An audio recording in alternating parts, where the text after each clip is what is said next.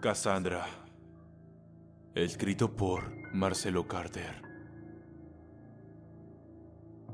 Hace 3 días por la tarde, vino a mi herrería el joven Carlos. Pobre muchacho que quedó huérfano hace unas semanas por culpa de Cassandra, la bruja del pueblo. Recuerdo que lo vi muy afligido cuando entró a mi taller. Pasaron unos segundos en donde se comportó de forma bastante nerviosa. Metió un paño dentro de un balde de agua fría que tenía yo para el acero caliente y luego mojó su rostro. «Te traigo un vaso con agua», le sugerí asombrado al ver su actitud. «Víctor», me dijo con los ojos desorbitados y agarrándome de los hombros. «La he matado. Maté al fin a Cassandra». No pude creer en aquel momento lo que acababa de decirme. La sorpresa me dejó mudo por algunos segundos.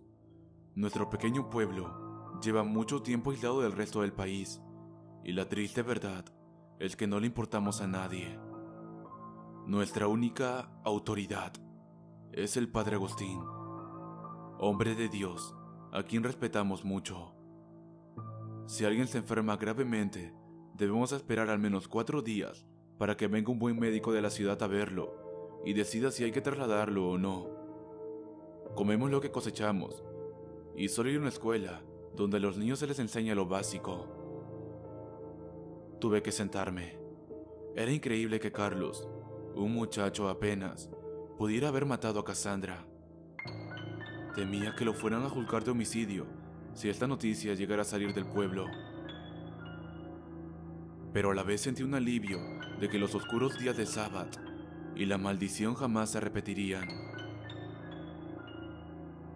El siguiente paso fue hablar con el Padre Agustín. Nos reunimos en su iglesia junto a Carlos. «¿Pero qué es lo que has hecho?», preguntó el Padre Agustín, evidentemente asustado. «Así es, padre», respondió Carlos apesadumbrado. La vi cargando leños del bosque a su casa, y al notar que sus manos no estaban libres, no dudé en atacarla y terminar con todo esto. La golpeé en la cabeza con unas rocas hasta destrozársela por completo. «Padre Agustín, un momento», interrumpí. «Esto no tiene por qué traer consecuencias negativas para Carlos. Él nos ha hecho un bien, y sería muy injusto que le culparan de un crimen. Deberíamos estarle agradecidos». El Padre Agustín solo se sentó en su silla mecedora, con una irrefutable expresión de desconsuelo en su rostro, para luego hablar. «Cassandra ha sido liberada», nos dijo muy apesadumbrado. «Al quitarle la vida, no han hecho más que hacerla ahora invulnerable para nosotros. Ella volverá, su espíritu ahora inmortal e indomable, volverá a atormentarnos». Carlos y yo nos miramos muy asustados. ¿Sería posible que al matarla hubiésemos sellado también nuestra perdición? «Padre Agustín, ¿existe una posibilidad de evitar eso?», pregunté. «Solo lo que aconsejan para el entierro de una bruja», respondió el Padre Agustín. «Sepultarla en un ataúd boca abajo y sobre eso poner unas láminas de acero bastante gruesas antes de cubrirlo todo con tierra». «¿Y si la quemamos?», preguntó Carlos. «Tengo entendido que así es mucho más eficaz». «No me parece buena idea», le contestó el Padre Agustín. «Al ser quemadas, sus espíritus viajan a través de la noche, montados en la suave brisa que recorre las colinas.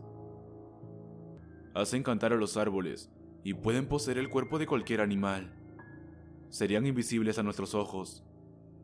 En cambio, al ser sepultadas, se vuelven prisioneras de su cuerpo. De alguna forma pueden ser controladas». Finalmente fuimos los 3 a recoger el cadáver de Cassandra, pobre mujer, hija de una anciana misteriosa. Nadie nunca pudo explicarse cómo una mujer de tan avanzada edad pudo haber tenido una hija.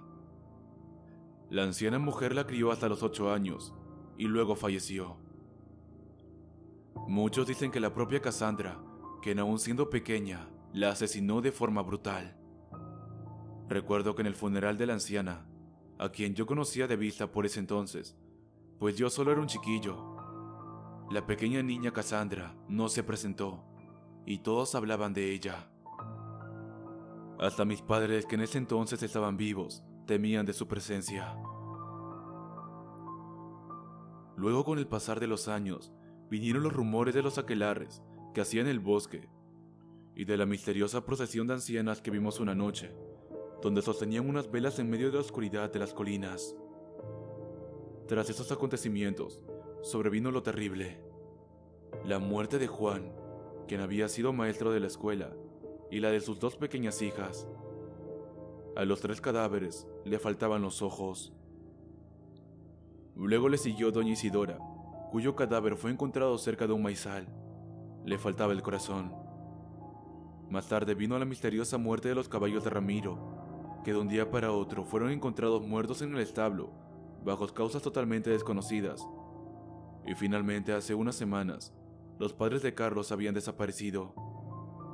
Entre todos comenzamos una incesante búsqueda que tardó 3 días, hasta que finalmente los encontramos en el río, desnudos y muertos, bajo extrañas circunstancias. Todas las personas que fallecieron, o que les vimos la desgracia, habían tenido algún problema con Cassandra. Cada vez que su figura se veía descender por las colinas y bajaba al pueblo, nos infundía un gran temor, y todos la evitábamos. Muchas veces la vi caminar por nuestras calles, y la gran mayoría de nosotros nos quedábamos en silencio, como si todo fuese normal y nada ocurriera. Sí, en esos días inspiraba miedo, pero el verla después ya muerta, con su cráneo partido gracias a Carlos, nos devolvía un poco la tranquilidad. Sacamos el cadáver de Cassandra del escondite provisorio en el que la había puesto el muchacho luego de matarla, y decidimos darle sepultura lo más lejos del pueblo posible. Para ello tuvimos la ayuda de solo 3 hombres más. No queríamos que el pueblo entero estuviera en el entierro de la bruja, pero la noticia más tarde igualmente se dio a conocer. Enterramos a Cassandra al pie de una de las tantas colinas que nos rodean, pero nos aseguramos de que fuese la más alejada. Seguimos paso a paso las instrucciones del padre Agustín, tomando todas las precauciones que se deben considerar en el entierro de una bruja.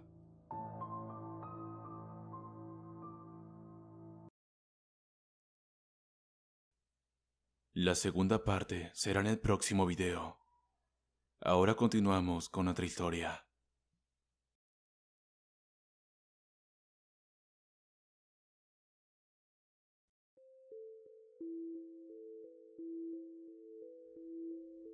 Las criaturas del jardín. Escrito por Marcelo Carter. ¿Por qué razón debo forzosamente abrir sus ojos?, se repetía el teniente una y otra vez frente a uno de los espejos de su cubículo. El teniente a cargo de la división militar de la pequeña colonia ya había tomado una decisión radical.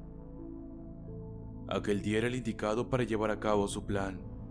Los científicos a cargo del proyecto del jardín se tomarían un largo descanso, y los guardias no serían mayor problema para él, ya que continuaban siendo sus subordinados.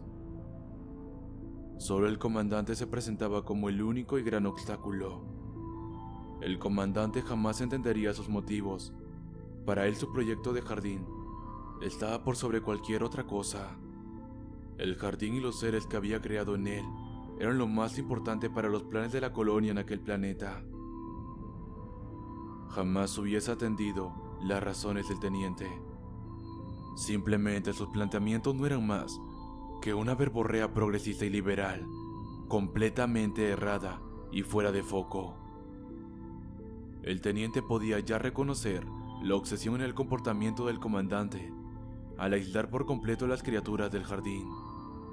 Una obsesión injusta, una obsesión tanto o más peligrosa que la del propio teniente, al tomar la decisión de ir al jardín para arreglar las cosas. «Detesto este planeta», le dijo el guardia a su compañero. No sé qué le ven, extraño mi hogar, ¿sabes? La brisa tibia de la mañana, el cielo rojizo, con esa bella luna negra. He oído que el teniente planea regresar, le contestó el otro. Solo estaremos aquí por un poco tiempo más para dejar terminado el experimento del jardín. ¿Y cuál es el propósito? ¿Acaso van a dejar el experimento acá y nos vamos a ir? ¡Qué idiotez! Mira, he oído rumores. He conversado con los ingenieros y científicos a cargo del experimento, y también con otros soldados, y dicen que el objetivo final del proyecto es hacer que lo que sea que esté en el interior de este jardín salga y comience a hacer labores pesadas en el planeta. Labores de recolección, trabajos forzados, construcción, etc. Pues aún no lo entiendo. Espera, allí viene el teniente. Los guardias armados adoptaron posición y cortaron la charla. A su encuentro vino el teniente. Buen día, caballeros. ¿Algo que reportar? Negativo, señor. Todo tranquilo en esta zona. Ya veo, dijo el teniente y echó un vistazo al enorme domo, conocido por todos como el jardín. Debo entrar al jardín por un encargo del doctor. Seré breve. Ambos guardias se miraron confundidos. Las instrucciones del comandante habían sido bien claras.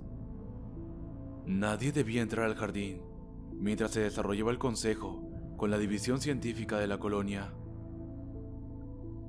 Lo lamento, señor, pero temo que nadie puede entrar hasta nuevo aviso, resolvió finalmente uno de ellos. Soldado, vengo recién de hablar con uno de los doctores y me han pedido de forma urgente venir a asistir al experimento del jardín. De no hacerlo, esto corre un serio y grave peligro. Todos sabemos lo importante que es esto para todos, sobre todo para el comandante. Y desde ahora les advierto que si algo sale mal, si esto falla, me veré obligado a informar al comandante sobre la intervención de ustedes dos. Ambos soldados volvieron a intercambiar una mirada confusa. Temían al comandante y sobre todo a su ira. Mas el teniente siempre había sido un hombre sensato y razonable. De él no se podía esperar un acto irresponsable. Teniente, todos le respetamos y usted lo sabe, pero nos pide desobedecer una orden. ¿Nos puede decir qué es lo que va a hacer ahí en el jardín?, preguntó finalmente uno de los guardias. El teniente les enseñó entonces una manzana, la cual traía oculta bajo un manto color verde. Los guardias sonrieron ante lo absurdo que parecía tal fruto. Es una idiotez, dijo el teniente, volviendo a ocultar el fruto. Pero desde hoy los experimentos del jardín deben nutrirse de manzana. Los científicos lo probaron solo ayer, y por eso es que me han pedido venir con el fruto ahora. Los guardias finalmente dejaron pasar al teniente al jardín. La mentira había funcionado, y el plan de aquel hombre se desarrollaba casi a la perfección. Una vez en el interior, tras haber pasado las puertas y muros de seguridad, el teniente casi queda sin aliento al contemplar la majestuosa belleza de ese paraíso terrenal. Un río artificial se abría paso entre los suelos tapizados por arbustos y por la flora más hermosa que sus ojos hasta entonces habían podido ver. Animales pequeños y exóticos, autóctonos de aquel planeta, jugueteaban dispersos por todo el magnífico lugar, mientras otros simplemente dormían bajo el cobijo de frondosos árboles que se erguían bajo la cúpula del domo. Varios pensamientos llegaban a la mente del joven teniente, a la vez que caminaba asombrado por el jardín. Uno de ellos cuestionaba lo que precisamente hacía en esos momentos. ¿Con qué derecho les quitaré a estas criaturas la oportunidad que les dieron para ser felices? ¿Por qué razón debo forzosamente abrir sus ojos? Volví a pensar. Y era cierto, los experimentos podían ser felices por el resto de sus días mientras se le negara el conocimiento. ¿Acaso no desearía lo mismo para mí? ¿Es que acaso actúo movido por la envidia? Este último pensamiento caló hondo en el corazón del joven hombre. Estaba a punto de convertir a los experimentos en seres iguales a él, con su mismo dolor, su mismo sufrimiento, su misma miseria. Pero había una diferencia, y es que los experimentos al fin serían libres, libres para elegir, libres para morir, libres para crear y amar, y también para odiar, es cierto, pero nadie les negaría nunca más su derecho a aprender y a conocer. En ese instante, el teniente se encontró frente a frente con uno de los dos experimentos, específicamente con la hembra. El hombre se quedó petrificado ante la similitud de ella con las mujeres de su especie. Es cierto, balbuceó el hombre. Los hicieron a nuestra imagen y semejanza. ¿Quién eres?, preguntó ella, sin temor alguno, tras observarle detenidamente. Soy solo un enviado. ¿Dónde está él?, preguntó el teniente saliendo de su asombro. ¿Dónde está tu compañero? Está descansando. ¿Quieres que vaya por él? No, descuida, contestó el teniente. En verdad, he venido a hablar contigo.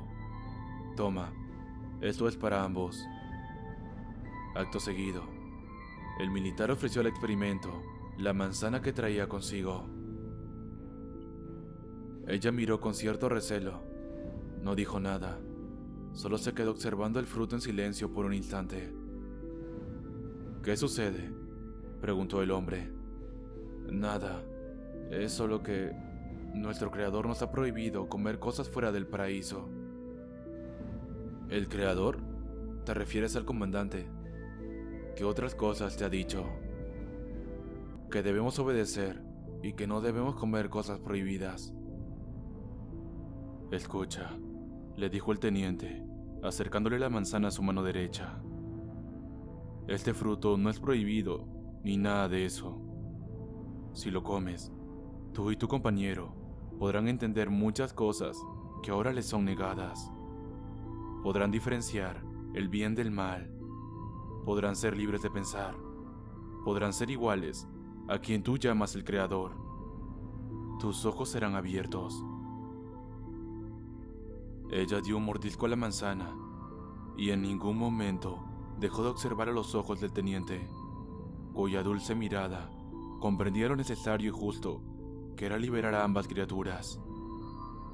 La manzana había sido inyectada con químicos que reparaban el lóbulo frontal del cerebro de ambos experimentos, el cual había sido manipulado y dañado a propósito durante su gestación, negándoles así su desarrollo. ¿Te volveré a ver de nuevo?, preguntó ella. No lo creo, contestó el teniente, con un nudo en la garganta. Ahora solo me queda huir. Debo irme muy lejos, ¿sabes? ¿Por qué? Solo puedo decirte que, desde donde esté me acordaré de ti. El joven hombre se dispuso a partir. No olvides darle de la manzana a tu compañero. Finalmente el teniente abandonó con prisa el jardín y los experimentos nunca más supieron de él. Tras 2 días después de esos acontecimientos, el comandante de la colonia se reunió con los ingenieros y científicos a cargo del proyecto Génesis. La sala se encontraba repleta de autoridades, quienes debían dirimir el futuro de la operación, a tan solo horas del regreso a su planeta de origen. General, ¿las tropas han encontrado al teniente desertor?, preguntó el comandante. Negativo, comandante. Muchos hombres desertaron junto al teniente. Varios soldados que simpatizaban con él se han ido y creemos que han marchado hacia las montañas. Lamentablemente, no disponemos de tiempo ni de recursos como para seguirles el paso. Bien, No tenemos mucho tiempo, y los experimentos físicamente se encuentran en óptimas condiciones para procrear y poblar este planeta. Sin embargo, la capacidad que teníamos de controlarlos la perdimos a causa de la traición de nuestro teniente, comentaba el comandante al resto de los auditores. La otra opción que nos quedaba era destruir ambos experimentos y desarrollar otros. Pero descubrimos que el laboratorio de creación y gestación habían sido completamente destrozados, por cortesía nuevamente de nuestro teniente. Comandante, ¿qué es lo que haremos pues?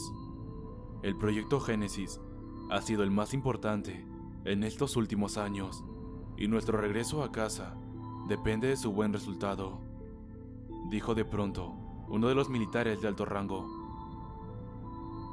Ahora que los experimentos han aumentado su inteligencia en un alto porcentaje, ¿cómo podremos obligarles a obedecernos? Bueno, he conversado con varios estudiosos y hemos llegado a una solución. Es una fórmula bastante pasiva, comenzó a decir el comandante. Debemos someter a los experimentos a la confusión. Reescribiremos por completo su origen y el incidente del jardín. Se supone que ellos diferencian ahora el bien del mal, ¿no? Pues bien, les diremos que nosotros somos los buenos. Nosotros quienes los creamos, quienes les ofrecimos un paraíso.